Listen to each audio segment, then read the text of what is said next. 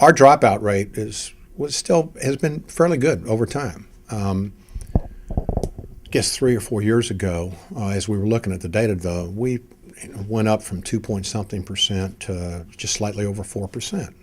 And comparative across the state, that still was okay. But as I started looking at the data and talking with some of the staff, I asked for a list of all the students. And it turns out, rather than looking at a percentile, you really ought to look at numbers. And that number was 723 kids. And that's probably 723 too many. I came very close to dropping out of high school. I was retained in the 7th grade, and I had a very supportive family. I just didn't like school and felt very disconnected.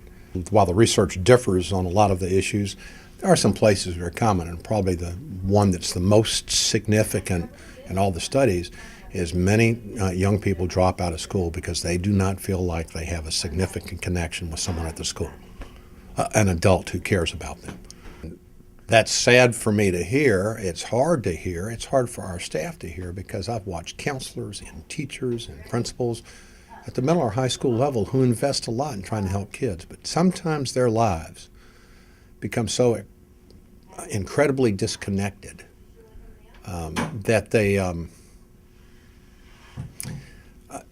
just don't see a way out. We asked each administrator to basically adopt 10 kids.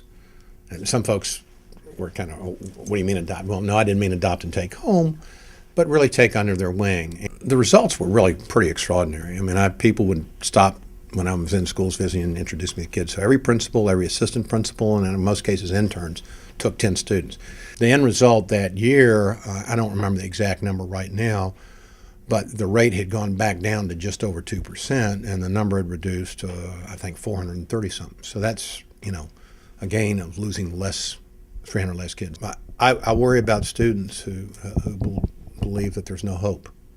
I mean, I think a great deal of the work that we should be doing in public schools is about bringing hope. So the work is certainly not done for the recognition. It's knowing that, okay, I know as we've done that for a couple of hundred kids each year, we've made a difference for them and they've been able to stay in school. The whole challenge really is one about how do we serve the needs of every student that we've got, understanding that we're never going to be 100%, but I don't want to be the one that makes the choice to say, well, we don't need to worry about that student anymore. We need to worry about all of them. And while we may never get to all of them, we need to make an effort to do it.